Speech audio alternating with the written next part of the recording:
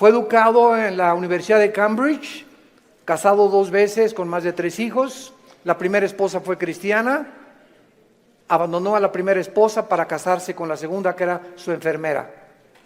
Murió a los 76 años, a los 23 años de edad lo diagnosticaron con una esclerosis tremenda, atrófica, y le dieron menos de 2 años para vivir. Y sin embargo vivió 50 años más, 76 años murió. Y lo más irónico del caso de la vida de este grande astrofísico inglés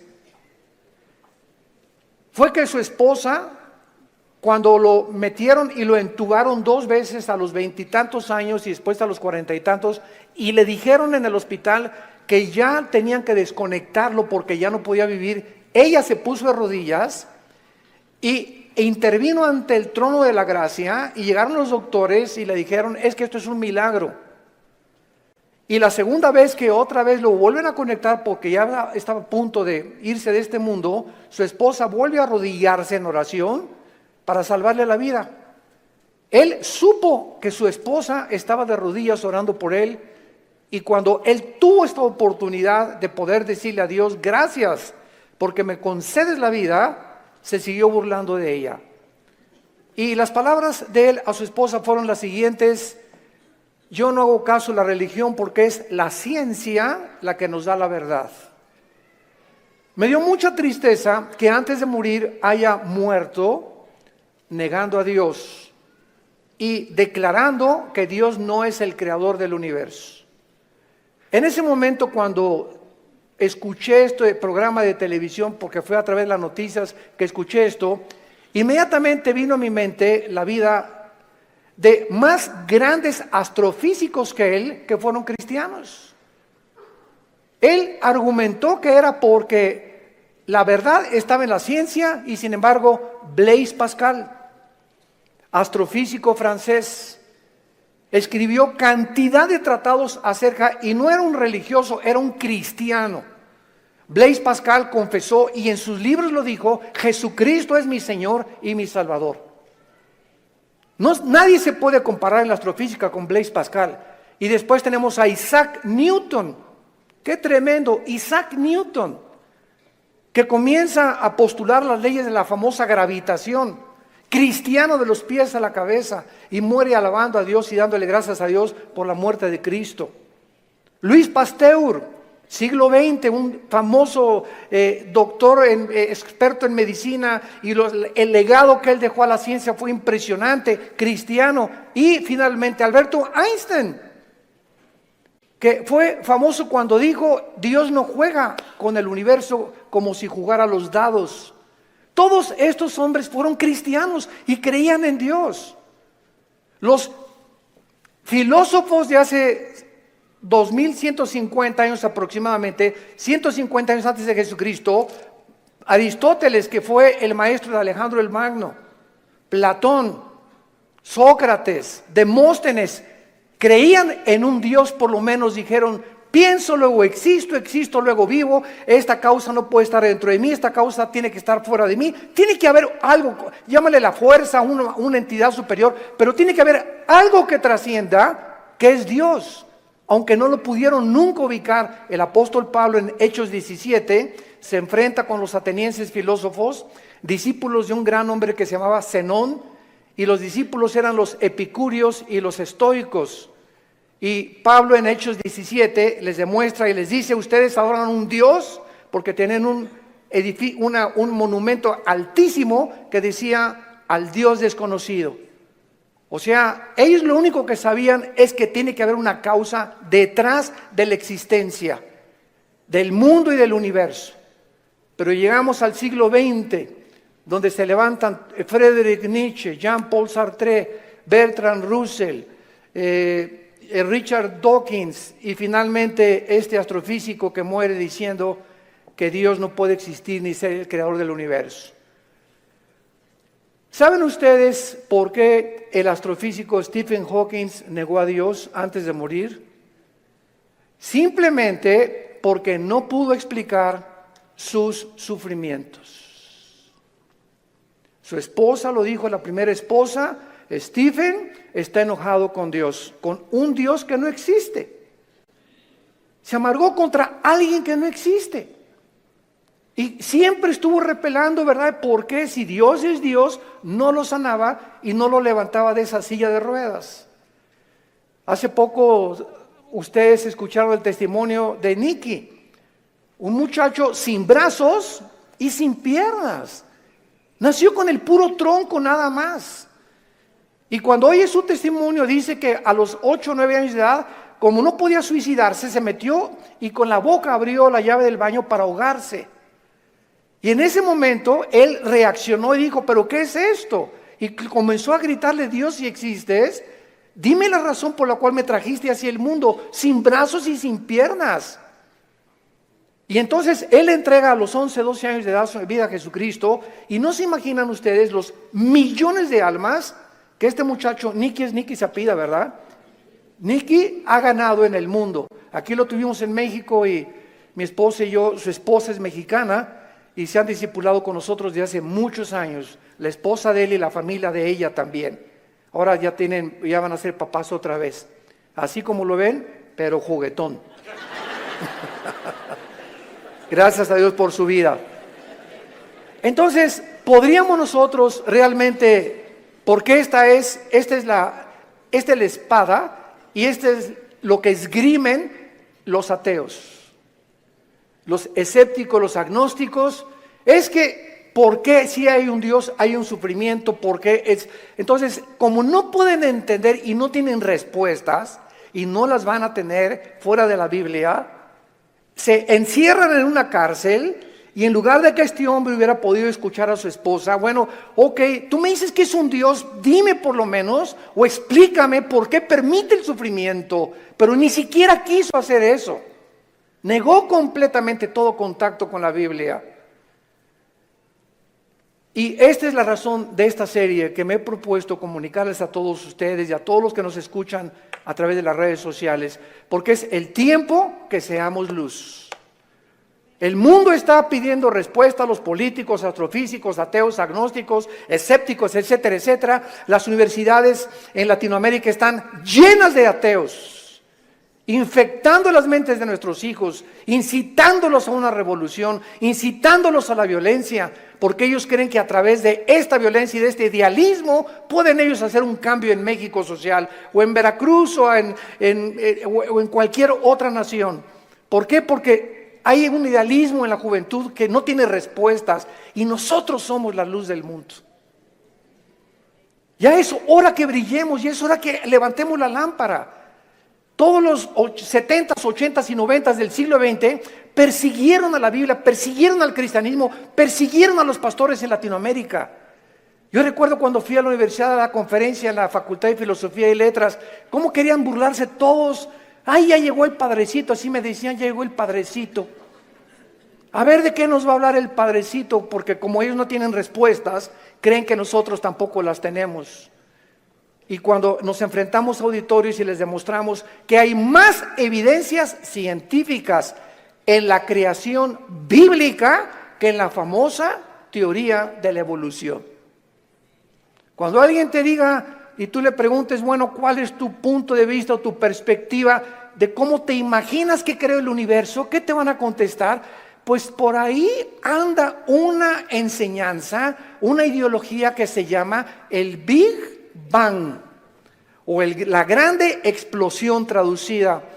¿Y qué significa esto? Que pues los físicos y se imaginan, porque no se puede probar científicamente, que pues comenzó con una explosión en el universo. Y entonces de esa explosión se formó todo lo que nosotros vemos. Cuando las propias leyes de la física, la primera y la segunda ley de la termodinámica, contradicen el Big Bang.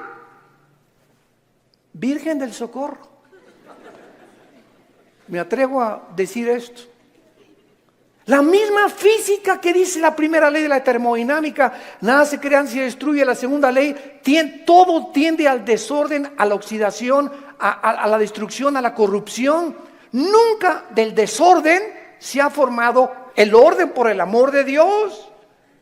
Entonces, ¿cómo podemos estar defendiendo una teoría que la aceptamos ciegamente, porque mi maestro me la enseñó, porque tu maestro no tiene ninguna otra explicación. Y como dijo Dion Teofilito, como decimos aquí en México, ni la tendrán si no vienen a la Biblia.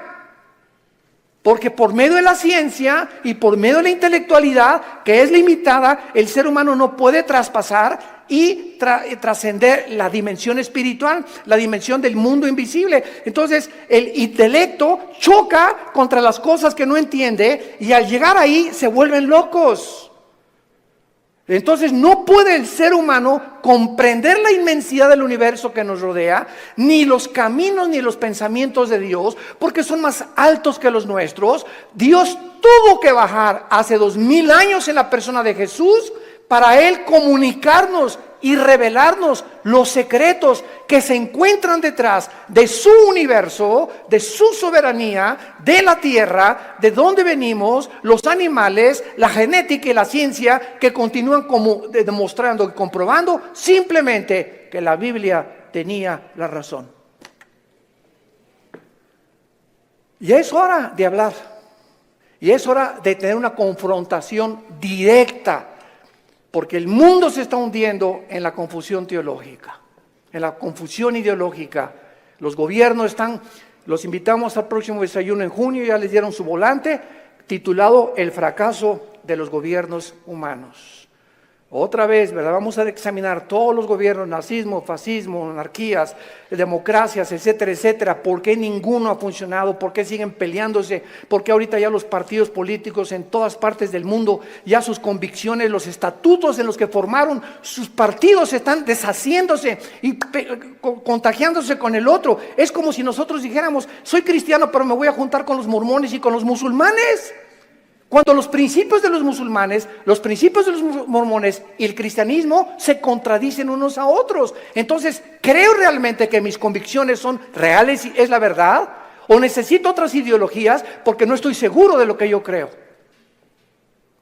Es una tristeza, se están derrumbando ante nuestros ojos todas las ideologías y todas las filosofías del mundo. Los sistemas de pensamiento están confundidísimos como jamás lo habían estado.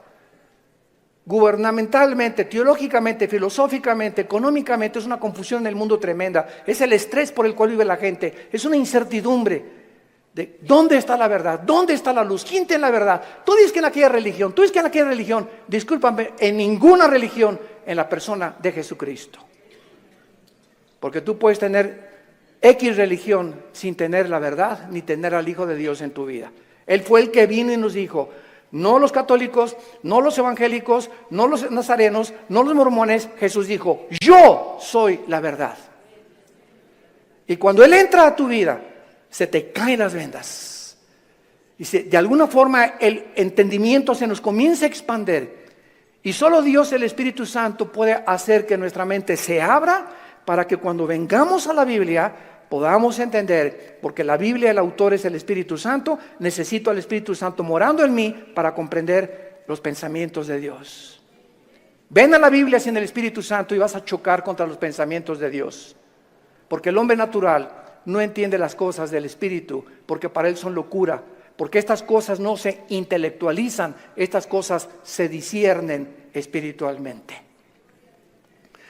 Veamos estos pasajes a continuación que nos van a servir de base para poder dar una explicación y comenzar ya a levantar la bandera de la fe. Dice en Romanos 5, versículo 3, y no solo esto, sino que también nos gloriamos en las tribulaciones, sabiendo que la tribulación produce paciencia. Alguien viene sin el Espíritu Santo y lee este versículo. La conclusión a la que llega dice, esto lo escribió un loco. ¿Cómo puede alguien que está atravesando tribulaciones o problemas gloriarse? Inmediatamente se enfrenta esta persona con una pared. Pero es que esta persona no entiende que las próximas palabras es que estas tribulaciones y estos sufrimientos, Dios los está usando para formar nuestro carácter, que si no sufrieras, de otra manera no podrías aprender muchas cosas en la vida que solamente a través del sufrimiento se aprenden. Dice Salomón en Proverbios, el sufrimiento purifica el corazón. Esta es la razón por la cual comenzamos ya a entender, y cuando comenzamos a entender los pensamientos de Dios, y aunque no vamos a ser libres del sufrimiento, por lo menos Dios va a entrar a nuestra vida y nos va a dar una esperanza para que en ese valle de sombra y de muerte tengamos paz.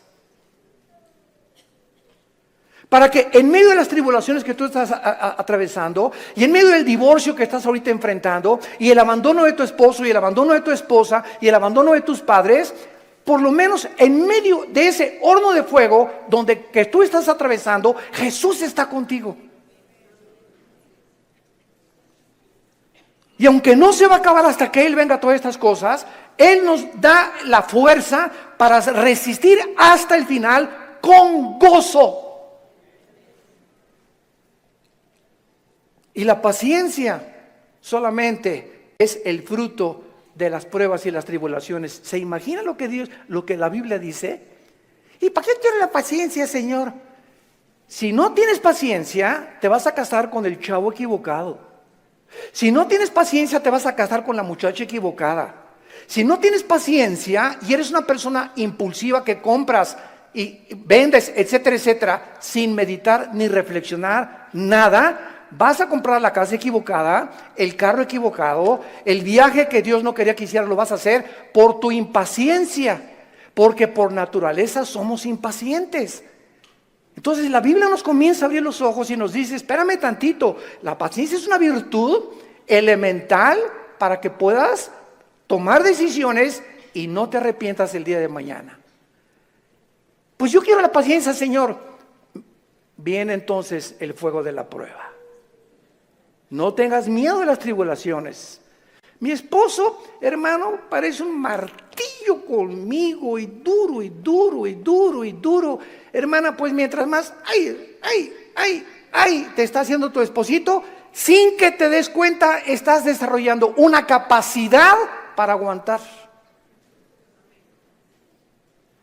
Que si no quieres hacer eso, pues sácate un cuchillo y vete sobre él entonces. Y acaba con tus problemas. Hace muchos años, quiero irme con mucha calma con estas conferencias porque son muy importantes y tratar de, no se imaginan, oren por nosotros, por mi esposa y por nosotros, nuestros hijos. Necesitamos mucho de las oraciones de todos ustedes y le pido a Dios mucha oración que siempre que yo estoy enfrente de un público pueda yo tener la capacidad de explicar su bendita y profunda palabra. Hace muchos años había un dramaturgo inglés llamado Oscar Wilde. Y él hizo muchísimas obras de teatro. Yo me acuerdo, tenía como 18, 19 años de edad. Formé parte de un elenco teatral llamado Hamlet.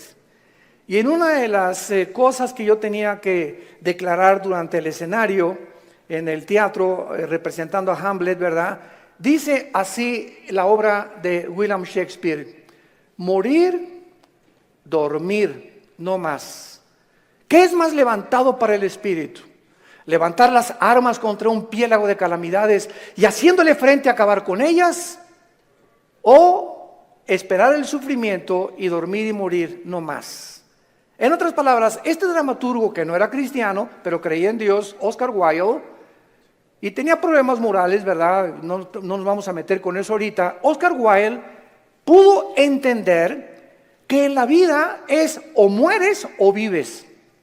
Ahora, escojo vivir, aguántate. Le decía a mi papá, no chille, agarre piedras. Estamos vivos, no es Disneylandia, por el amor de Dios, ya madura.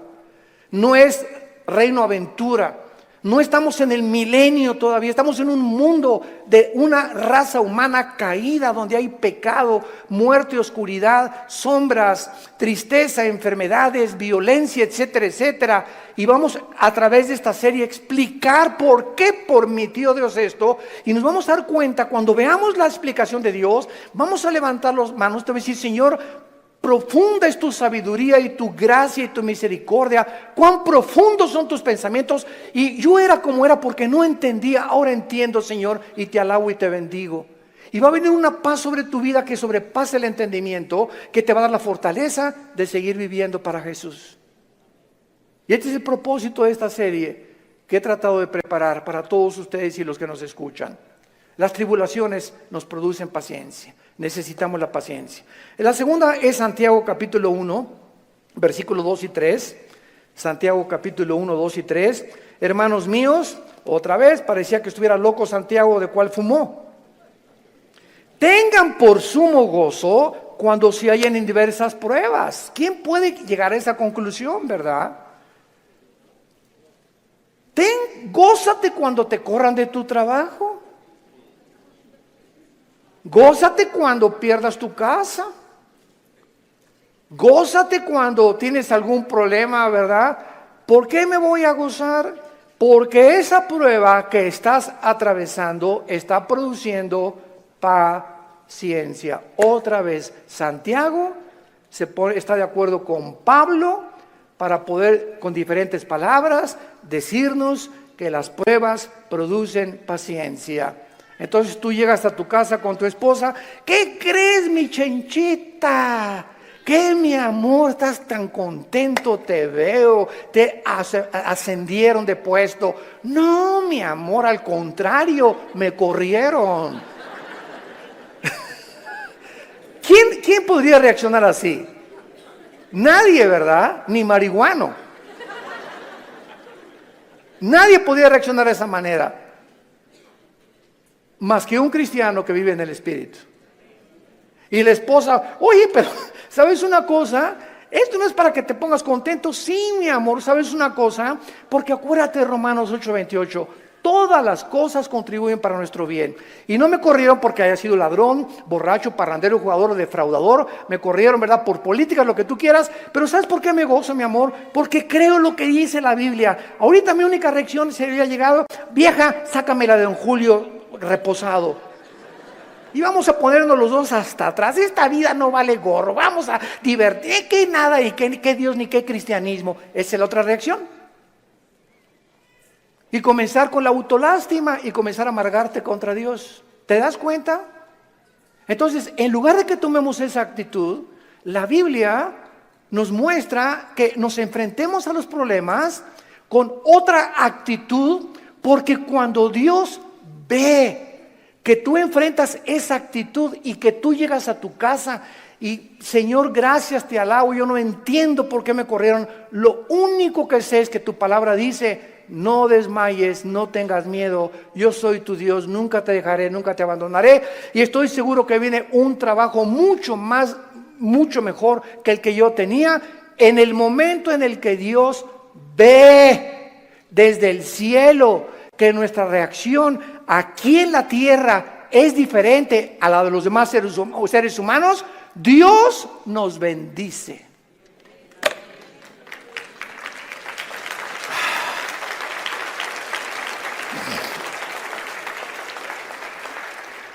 Porque sin fe,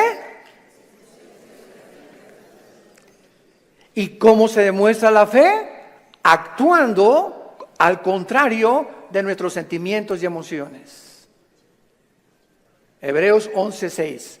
Y el versículo 1 de Hebreos 11 dice: y la fe es la certeza de lo que se espera, la convicción de lo que no se ve. Veamos y metamos aquí un microscopio. La fe está relacionada con el futuro y con lo invisible. Es una certeza, es una seguridad de algo que está adelante de mí, que estoy esperando, y aunque yo no lo vea, estoy seguro que viene a mi vida. Y además estoy tan convencido aunque no lo vea. La fe, si no es algo que tú estás esperando y no estás convencido, tu fe es la fe de los demonios. Dice Santiago capítulo 2 que los demonios también creen. No, yo creo en Dios. Pero ¿sabes una cosa? Tú dices que crees en Dios intelectualmente, pero no demuestras que tú crees en Dios por la forma como tratas a tu esposa, por la forma como tratas a tus padres, por la forma como ves a las mujeres. Este pueblo, Marcos 7, dijo Jesús, de labios me honra. ¿Cuánta gente hay por todos lados? Iban a desayunos y yo creo en Dios, pero sus acciones, su conducta contradice la piedad que ellos expresan o que creen tener en su corazón. Entonces te vuelves un hipócrita, te vuelves un falso cristiano, porque la fe tiene que, dice Santiago, sin obras no es fe. La salvación es por la fe, pero la forma de demostrar que esa fe es salvífica, que realmente nos ha transformado, es cuando vemos que ha transformado mi vida. Ya no soy el que yo era antes, antier, o hace un mes o hace 6 meses. Ahora cambió mi vida con mi esposa, la forma como veo a mis hijos, la forma como manejo mi negocio, la forma como me relaciono con la gente, la forma como veo a los gobiernos. Cambia completamente mi vida. Y si yo no manifiesto esta actitud o esta nueva conducta, no es cierto que soy cristiano. Y lo vamos a ver en el tercer pasaje, 1 de Pedro capítulo 1. Y ahí vamos a comenzar nuestra serie. Esta es la introducción. En 1 de Pedro capítulo 1, versículo del 6 al 9, escribe el apóstol Pedro, y los recipientes de esta carta eran judíos perseguidos por Roma. Esta carta fue dirigida a cristianos que están siendo perseguidos o sufriendo por su fe, en lo cual vosotros os alegráis, aunque ahora por un poco de tiempo, si es necesario, tengáis que ser afligidos en diversas pruebas, para que sometida a prueba vuestra fe, mucho más preciosa que el oro, el cual, aunque perecedero, se prueba, con fuego se halla en alabanza, gloria y honra, cuando sea manifestado Jesucristo, a quien amáis sin haberle visto, en quien creyendo, aunque ahora no lo veáis, os alegráis con gozo inefable y glorioso, obteniendo el fin de vuestra fe, que es la salvación de vuestras almas. En otras palabras, y este es el tercer principio espiritual de nuestra serie, la fe de todos aquellos que han dicho: Jesús, entra a mi vida. Ayer en el desayuno tuvimos más de 35 decisiones, gracias a Dios, y la gente que hace una decisión por Jesucristo, quiero que lo sepas, tu fe va a ser probada. Tu fe va a ser probada. ¿Y saben ustedes dónde comienza a ser probada? En la familia, con tus hermanos y con tus papás o con tus primos. ¿Por qué? Porque la primera prueba de la fe es la persecución. Ayer nos contaba mi hermano Alejandro, él es el director del Instituto Teológico Internacional del ITI, y nos contó una anécdota mientras veníamos de Toluca al desayuno en el camino, que yo no la conocía de mi hermano. Y me dice: Armando, tú sabes que cuando yo me convertí, porque él fue el primero en la casa que se convirtió. Y yo los correteé como 2 o 3 años. Una vez quise incendiar una reunión de oración. El gadareno era Pinocho comparado con los demonios que yo traía. Y se los digo en serio. Y me dice mi hermano: tú sabes que cuando yo me convertí, llegué a la casa y mi mamá inmediatamente me quiso correr. Ya te metiste con una secta, quién sabe qué te metieron, etcétera, etcétera. Total, dice, me tuve que salir de la casa y a los 4 días regresé a la casa. ¿Y qué crees? Estaba un cuñado mío, nuestras hermanas, la abuela, los tíos, y me hicieron juicio. Todos alrededor de la mesa, diciéndome: a ver, acércate por favor, estamos escuchando que ya te cambiaste de religión y que andas por ahí con unos aleluyas y quién sabe qué tantas cosas, y en esta familia la única religión que tenemos es tal y tal y tal y tal cosa. Y dice mi hermano: yo lo único que hice es a todos ellos que me hicieron juicio por haber aceptado a Cristo, en lugar de que contentos de que dejé las drogas, porque era bien hipioso mi hermano antes, y le metía todo, ¿verdad? En lugar de que estuvieran contentos, estaban completamente enojados que yo había comenzado a leer la Biblia. Y lo único que les dije fue, puse la Biblia en medio de todos y les dije, ¿la han leído? Y comenzaron todos a voltearse unos con los otros. No, Chepo. Pues si no la han leído, ¿qué base tienen para juzgarme que yo estoy mal? Porque si no es la Biblia la base de nuestra fe, ¿qué es entonces? Yo no les dije que fui con los mormones ni que fui con soy un musulmán. Estoy en un grupo de cristianos que leemos la Biblia. Y si ustedes no leen la Biblia, no tienen ninguna base. Dice mi hermano, desde esa vez nunca se volvieron a meter conmigo.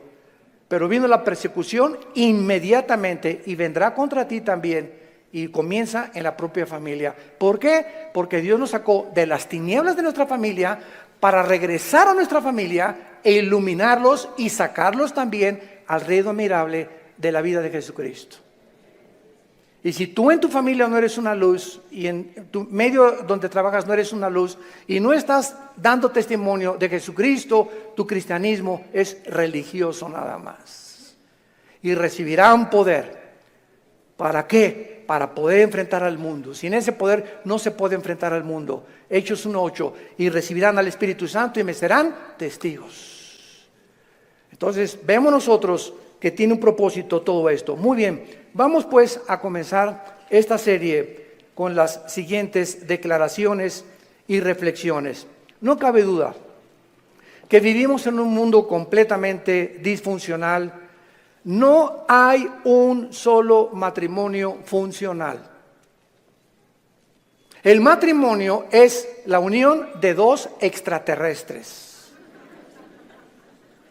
Pero por si fuera poco, dos extraterrestres que ninguno se conoce ni se entiende el uno al otro. Y vas a tener 60 años de casado, como dijo un gran predicador hace algún tiempo en un estadio en Estados Unidos que lo escuché. Yo tengo 60 años de casado más o menos y sigo sin entender a mi esposa. Y como dijo Dios Teofilito, ni las vamos a acabar de entender. Porque no nos manda Dios a entenderlas, nos manda Dios a amarlas.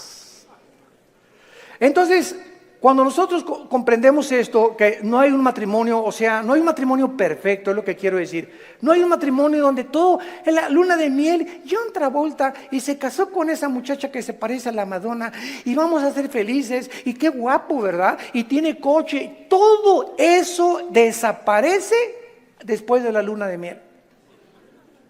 Comienzas a enfrentarte con una persona imperfecta de los pies a la cabeza. Peor todavía si no son cristianos. Si con cristianos se lucha y se sufre, imagínate no siendo cristianos, ¿no? Por eso hay tantos divorcios. Entonces te enfrentas con una persona, con una mujer, que no sabes cómo tratarla, no sabes, de todo chilla, no sabes por qué chillan las mujeres de todo. Habla, parece perico de África como habla mi esposa. Es que a las mujeres Dios les dio esa capacidad de hablar hasta por los, quién sabe por dónde más. Hasta por los pies hablan las mujeres. Y nosotros, ¿verdad? O sea, tú sabes una cosa, cuando tú hablas con una persona, en el momento en que te paras a escuchar a una persona, no sé si ustedes lo sepan, la Biblia nos los muestra, el hecho que te estés concentrando en escuchar lo que está diciendo, estás emanando energía, te estás desgastando. Cuando Jesús lo tocó a la mujer, ¿se acuerdan ustedes la mujer con el flujo? Alguien me tocó. ¿Por qué? Porque dice, energía salió de mí. Todo el sufrimiento que ella tenía se lo transmitió y Jesús en su hipersensibilidad sintió inmediatamente. Oye, eligieron los apóstoles, pero todo el mundo te toca. No, hay alguien que me tocó con el propósito de recibir algo de mí y lo sentí en mi espíritu. Es una hipersensibilidad espiritual tremenda. Pero cuando tú te sientas con alguien, entonces esta es la razón por la cual mujeres, los hombres nos sentamos y viene tu esposa y 15, 20 minutos y a los 10 minutos no tenemos la capacidad, yo no sé cuántos de ustedes sean superhéroes, ¿no? Pero la mayor parte de los hombres no tenemos la capacidad de oír más de 10, 15 minutos. Comenzamos, sí, amén, gloria a Dios, mi amor. Sí, es cierto, sí, te amo, tienes toda la razón, ¿no? Comenzamos ya con el avión, etcétera, etcétera. Pero ustedes las mujeres mi esposa se junta con otra mujer, o cuando se juntan las pastoras, y 6 horas sin parar. Yo llego a los restaurantes, me recoges a las 7, sí voy a las 7, y ahí está, digo, oye, mi amor, te dejé a las 2 de la tarde, y sigues en la mesa platicando con ellas, y se despiden, y están en la puerta del restaurante, bye, y en la noche llega, y le siguen hablando por teléfono. Señor mío y Dios mío, Jesús, María y José y el burrito que los acompaña, así son. Dejémoslas, felicitémoslas, pero no las contradigamos, mucho menos, porque así las hizo Dios. Las mujeres tienen 7 días al mes que sus hormonas cambian drásticamente en la famosa menstruación, y durante esos 7 días no te atrevas a decirle nada. No te atrevas a tocarla tampoco, ni sexualmente tampoco, porque está prohibido en la Biblia. Son tiempos en el que vuela la mosca y se ponen a llorar, hipersensibles. Es una semana en la que hay que yo te llevo el desayuno a tu cama, mi amor, yo le voy a lavar los trastes, yo te lavo la ropa del bebé o lo que sea, ¿verdad? Y comienza el hombre a entender la naturaleza femenina, que no estamos para que ellas nos sirvan, no son nuestras esclavas ni nuestras sirvientas, y cuando comenzamos a darles lo que ellas necesitan, porque las comenzamos a comprender, es cuando vienen las bendiciones de Dios. Es cuando vienen las bendiciones de Dios. ¿Por qué estamos haciendo así? Y no somos mandilones, eso no es ser mandilón, lo hacemos porque Dios nos dice, ama a tu mujer como yo te amé desde la cruz, con un amor sacrificial. Y cuando yo veo sacrificarte por tu esposa, te voy a bendecir como no te imaginas. Porque el mal que le hagas a tu esposa, se te regresa. Es como un boomerang, se te regresa, dice en Efesios capítulo 5, nadie aborreció su propia carne, sino que la cuida y la sustenta como Cristo a la iglesia. El daño, las groserías, los gritos, el adulterio mental que traigas contra tu mujer, se te regresa y detiene las bendiciones de Dios. Y vas a comenzarte a encontrar desesperado, ya no te puedes gozar en las pruebas, en las tribulaciones, ya no tienes paz, ¿verdad? ¿Por qué? Porque necesitas otra vez venir a la cruz y pedirle perdón a Dios por la forma como has tratado a tu compañera, a tu amante, a tu esposa, a la madre de nuestros hijos. Ahí viene. ¿Por qué lo hacemos? Por la fe. Y sin esta fe es imposible que yo agrade a Dios. Vivimos un mundo disfuncional, tenemos que entender esto. Y todas estas circunstancias nos hacen volvernos a la pregunta, que es la que vamos a desarrollar en esta serie: ¿por qué Dios no detiene la maldad? Muy buena pregunta, muy válida filosóficamente. ¿Por qué Dios no detiene tanta destrucción y tantos sufrimientos? Es la pregunta que permanece en las mentes de la mayor parte del ateísmo, y muchas veces no solamente los ateos, sino también de los mismos cristianos. La única diferencia, escuchen esto, señores ateos que nos escuchan, en cualquier programa que haya en el mundo de televisión o de radio o en cualquier foro, nunca a un ateo ni a un agnóstico le van a hacer estas preguntas, nos las van a hacer a nosotros. Porque los ateos no tienen respuestas. Y como no tienen respuestas, por eso se enojan contra Dios, y por eso se amargan, y por eso dicen que son ateos. Entonces, si el mundo va a cuestionar a algún ser humano para que le responda, no va a ir con los ateos, van a ir con nosotros. A ver, ¿tú qué te dices, cristianito? Dime esto y esto y esto. Hace mucho les conté un incidente que lo he repetido así. Una vez estaba platicando sobre el ateísmo en el Hotel María Isabel, salimos del desayuno hace algunos años y me aborda una persona en el elevador, pero así, ¿verdad? Usted es el señor Andrés, así, mucho gusto, ¿cómo está? Ya entramos al elevador juntos. Usted dice que Dios es todopoderoso, ¿verdad? Pero con esa actitud, ¿verdad? Usted dice que es todopoderoso, ¿verdad? Sí, efectivamente, Dios es todopoderoso. Y si es todopoderoso, ¿por qué no acaba con el diablo si él tiene poder? Y le contesté: porque comenzaría con usted.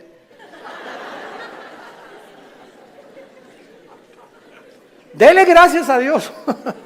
Le cambió completamente su perspectiva.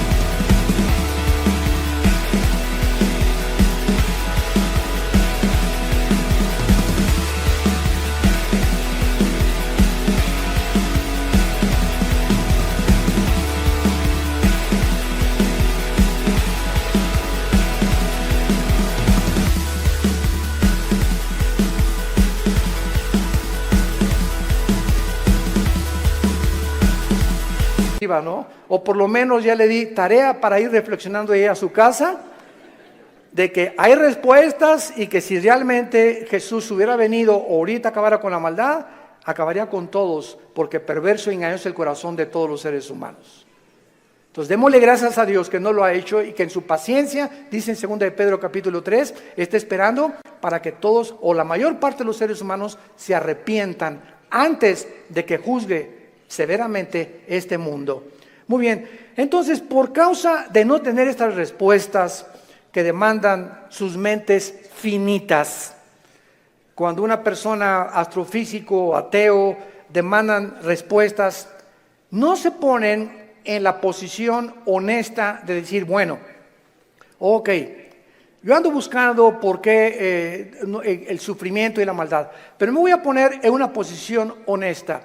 Yo soy un ser humano, amén, lo soy. Si soy un ser humano y si existe Dios, es lógico, vamos a decir una línea lógica elemental, es lógico que sea un ser sobrenatural y sería imposible poder comprender los pensamientos, así como un niño no comprende los pensamientos de su padre, ni de un filósofo. Aunque es el mismo cerebro, no está desarrollado el niño de 6 años como el de uno de 25 años de edad. Entonces, siguiendo esta línea de lógica, si existe un Dios, tiene que ser mucho, mucho más grande. Entonces, yo estoy ante un universo lleno de misterios, estamos llenos de misterios.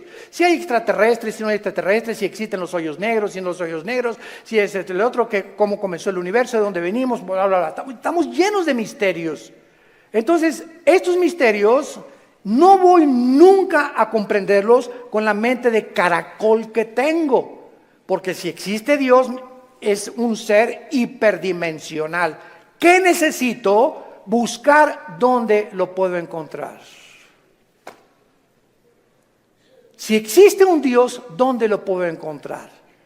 Entonces, hay mucha gente honesta intelectualmente que se envuelve en religiones. Entonces, por eso Sigmund Freud, el padre del psicoanálisis freudiano, dijo, es que el ser humano busca a Dios porque tiene miedo a la oscuridad y a lo desconocido. Y entonces este temor inconsciente, escribió Freud, es lo que impulsa a muchos seres humanos a buscar a un Dios. Se equivocó completamente, porque aun cuando fuera así y me está guiando el temor a lo desconocido, dice la Biblia, me encontrarás porque me buscarás con todo tu corazón. Yo les confieso en mi caso particular, a los 25 años de edad me encontraba yo en un momento existencial en mi vida que estaba yo en el lodo, así estaba yo en el suelo completamente. Anduve buscando en tantas religiones y por acá y por allá, también experimenté con algunas drogas, era borracho, parrandero, jugador, mujeriego, me decían el aventurero de Tlalnepantla, aunque no vivía en Tlalnepantla. Y a través de esta crisis existencial, mi hermano ya se había convertido, mi hermano Alejandro, y caí de rodillas un día porque los amenacé, llegaba mi hermano con los cristianos, Armando, arrepiéntete, mira, ustedes están locos, y llegaban ahí, ¿verdad? Y hasta comenzaron a pelar, en ese tiempo se comenzaron a peinar como Jesús, así, y se ponían hasta unas túnicas blancas y me parecían locos, freaks, como le decimos en inglés, ¿no? Y dije, no, están más locos que nada, es la nueva onda, ¿verdad? y peace and love y todo así, amorosos y todo, no me convencían. Hasta que llegó esta crisis existencial en mi vida, en la que ya no tuve más que hacer, intenté quitarme la vida 2 veces, ya no quería vivir y que no hay propósito, significado en mi vida. Y en esa crisis caí a las 4 o 5 de la mañana recordando las palabras que siempre mi hermano antes de irse a la casa oraban por mí. Y esas oraciones que hacían por mí en la casa me llegaron a tocar las fibras más sin que yo lo supiera, movieron mi espíritu. Y me levantó el Señor, creo, a las 3, 4 de la mañana y caí de rodillas. Le dije, Dios, si tú existes, te necesito. No sé quién eres, pero yo te necesito si tú existes. Y si es verdad que es tu Hijo, al quien tú escogiste y en quien el cual tenías tu complacencia y lo mandaste para que lo oyéramos a Jesús, no dijiste que oyéramos a Buda, ni a Mahatma Gandhi, ni a Mahoma. Tú dijiste a él oír. Si es Jesús, yo lo necesito en mi vida. Le hablé a mi hermano a las 4 de la mañana, pasó por mí a las 5 de la mañana, me llevó a la casa de un misionero bautista con un corazón impresionante por el amor de las almas, y ahí estuve yo en un mes de febrero, marzo, ¿verdad?, de 1974, caí de rodillas junto al piano, que era un músico misionero, y le grité a Dios. Me comenzó con la Biblia, por cuanto todos han pecado y son apartados de la gloria de Dios, la paga del pecado es la muerte, Juan 3:16, Dios te ama, etcétera, etcétera. Y comencé a llorar y a llorar y a llorar y a llorar durante 40 minutos llorando. Y yo no sabía ni por qué lloraba, pero estaba llorando. Sentía que eran capas que se me quitaban así encima. Y ahí quedé tirado todavía como media hora. Ya me dijo, el misionero me dijo, vamos a dejar a tu hermano aquí solo en mi estudio. Ya salí yo y sentí como que me habían quitado, ¿verdad?, todas las frustraciones y desilusiones y traiciones que traía y mentiras de todo lo que, programas virulentos que el mundo me puso. Y fue la forma en la que Jesús me dijo, ¿verdad?, tú eres a quien tú estás persiguiendo. Y de ahí en entonces, ¿verdad?, mi vida fue cambiada radicalmente. Yo supe que había llegado al final de mi vida y que si Él era Jesús, yo tenía que dedicar mi vida a Él. No había ninguna aventura más grande en la cual un hombre pueda aventurarse a vivir más que conocer a Dios. No hay una aventura más grande. Conocerle es el más grandioso afecto de nuestros sentidos y amarle el más grande de nuestros propósitos. A los 3 años de que comencé a trabajar yo en la hotelería, era gerente del hotel, el que acabamos de ir ahorita en la reunión de los pastores en Acapulco, enfrente de la Diana. Estuve de gerente como 1 año, gerente en el Hotel Camino Real de Polanco, etcétera, etcétera. Y le dije a Dios, me voy de misionero. Yo creí que Dios me había llamado para otra cosa, me fui de misionero y me fui a la sierra de Oaxaca, entre la Costa Chica y la Costa Grande, entre Oaxaca y Guerrero. 3 años durmiendo en pisos de adobe. Mi cojín era un ladrillo envuelto en periódicos y me tapaba en la noche con periódicos, con los indígenas. Yo creí que me había llamado Dios para ser misionero, porque los misioneros que conocí en Acapulco me mandaron para que yo fuera, y lo único que me daban era un cheque de $100 al mes. Comíamos lo que pescábamos, las almendras que arrancábamos y los mangos que quitábamos de los árboles durante 3 años de mi vida. Y ahí conocí la máxima de las pobrezas. Más pobre no puede ser. Yo dormido en camas de piedra, hermano, te gané. En covachas, estas eran chozas de adobe. Y además había un pueblo ahí que se llamaba El Ciruelo, cerca de Tejucunicuilapa, en la Costa Chica, que era de leprosos. Y me acuerdo que un día me dijeron, ¿por qué están tapados así? Es que son leprosos. Y yo creí a las 2 de la mañana que Dios me había llamado a morir con lepra. Y le dije a las 2 de la mañana a Dios, si ese es mi destino, Señor, aquí estoy. Yo no sabía ni qué contagios era la lepra, ni conocía mucho de la lepra, pero yo creí que Dios me había llamado para morir como un leproso. Y ya, ¿verdad? Pasaron los 3 años, regresé a Acapulco, comencé a predicar, a fundar movimientos de estudios bíblicos en las casas. En 1979 la organización del famoso evangelista, que vamos a orar por él, Luis Palau, se está muriendo de cáncer, por cierto. Tiene cáncer en los pulmones, Luis Palau. Me hablaron a formar parte del equipo de Luis Palau. del 79, 80 y 81, estuve como evangelista por toda la República, todo Tabasco, Guerrero, Veracruz, pueblito en pueblito, predicando de choza en choza, pueblito. Nos corretearon, nos aventaron piedras, nos aventaron palos, me lastimaron 2 veces, me enfermé con malaria, me enfermé con calentura de 40 grados, etcétera, etcétera. Y todas estas fueron, ¿qué cosa? Pruebas. Dios estaba forjando carácter en mi vida, que era muy importante para lo que más tarde me tenía que enseñar. Y el secreto, quiero decirles a ustedes, el más grande secreto de la vida es no amargarte. Es el más grande secreto de la vida cristiana. Un cristiano amargado no entra a la tierra de Canaán. No pasas Canaán. Dice de Hebreos 12 que bloquea la gracia de Dios la amargura. No importa lo que nos hayan hecho, lo que nos digan.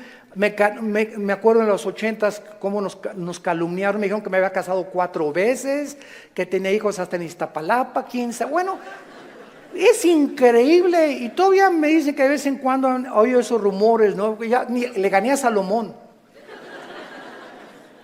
Puras mentiras. Pero el diablo es encargado de verdad de buscar la forma de desprestigiarte, de impedir. Pero ¿sabes una cosa? Que nuestro destino no depende de lo que la gente piensa. Nuestro destino depende de Dios. Y nadie puede arrebatarte ese destino que Dios te ha dado. Nadie, absolutamente nadie. Y para terminar, sí existen respuestas, y mientras todo se aclara, y mientras nuestra poca y chica y limitadamente intelectual comprende, y ahorita comenzamos ya con el Espíritu Santo a entender muchas cosas más que sin el Espíritu Santo imposible poder comprenderlas, Dios nos deja 2 consuelos. El primero, la resurrección de nuestra vida. Vamos a volver a vivir. Hijo, ten calma. No importa lo que estás pasando, cuando tú mueras y resucites, vas a tener el cuerpo que anhelabas tener. Si eras chaparrito y pelón, vas a ver el cuerpo que te voy a dar. Si te decían la tintorera de Tlanepantla, vas a ver la belleza que te voy a dar. Y lo que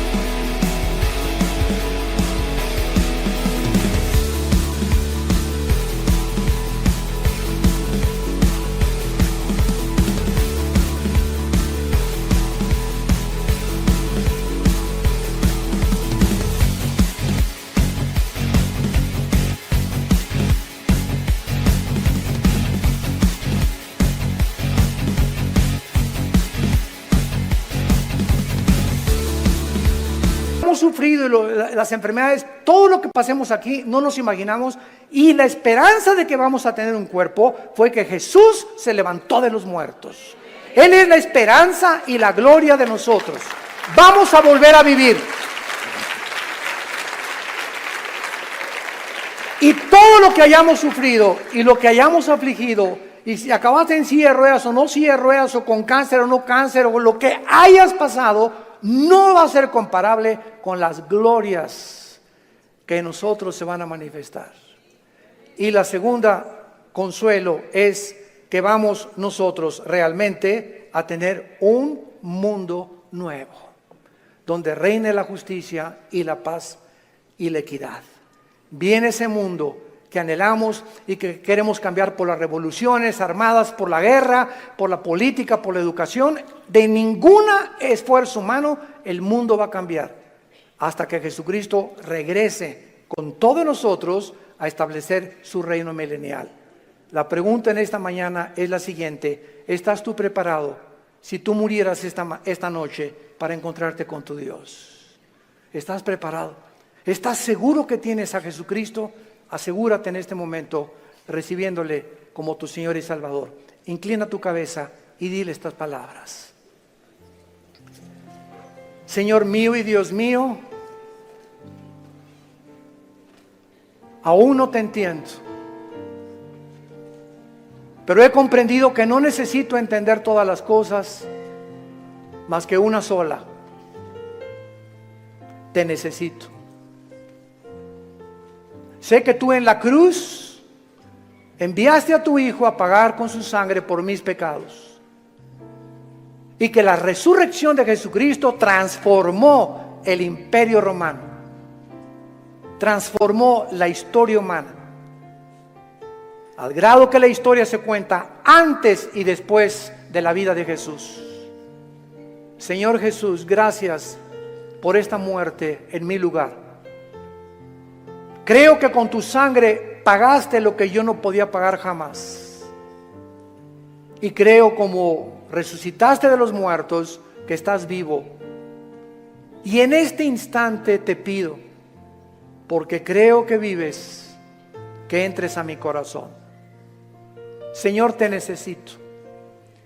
Yo sé que con el tiempo comenzarán a caerse las cortinas de mi mente y comenzaré a comprender más y más cosas que ahora no entiendo, pero lo único que sé es que te necesito, que moriste en mi lugar y que nunca me dejarás ni me desampararás. Te recibo como mi Señor y mi Salvador. Amén. ¿Qué haríamos sin la Biblia? ¿Qué haríamos sin este maravilloso libro? El libro de los libros. Todos ustedes en esta mañana que por primera vez han hecho esta oración, nos gustaría bendecirles y saludarles. Y si tú en esta mañana hiciste esta oración por primera vez, ahí desde tu lugar te pido que te pongas de pie. Párense los que hicieron esta oración invitando a Cristo a sus vidas. Gracias a Dios. ¿Cuánta gente? Que Dios los bendiga. Gracias. Muchas gracias. Gracias, joven. Que Dios te bendiga. Alguien más. Que Dios la bendiga. Gracias a Dios. Allá atrás también. Muchas gracias. Gracias, Señor. Gracias, señorita. Gracias, joven. Que Dios te bendiga. Gracias, Padre, por todas estas personas, estas nuevas almas que vienen a la cruz. Nos ponemos de pie para recibir la bendición pastoral. Los que quieran extender su mano hacia acá lo pueden hacer. Los que no, no hay ningún problema. Es en señal de que recibes esta bendición. Dios bendiga tu vida. Dios bendiga tu matrimonio y les dé la paciencia para tolerarse y soportarse el uno al otro hasta que venga Jesús. Y esta fortaleza solo nos las puede dar el Espíritu Santo, viviendo en la palabra de Dios. Dios bendiga a tus hijos. Dios bendiga el fruto que llevas ahora en tu vientre. Que esta criatura crezca y nazca en un hogar cristiano, con principios de ética y de conducta moral. Que puede el muchacho crecer con la seguridad y decir siempre: mis padres se amaban, mis padres se respetaban. Dios bendiga a tus padres, Dios bendiga tu trabajo, tu entrada y tu salida. A sus ángeles mandará para que tu pie no tropiece en piedra. Él te llenará el conocimiento de su voluntad con toda inteligencia y sabiduría espiritual, para que andes como es digno de Él, llevando fruto en toda buena obra y creciendo en el conocimiento y la gracia de Dios. Nosotros ya no estamos en tinieblas, estamos bajo la luz, para que seamos luz en medio de una generación que se está degradando y perdiendo rápidamente por la corrupción que hay en el mundo. Que esa paz que sobrepasa el entendimiento guarden ahora tus pensamientos y tu corazón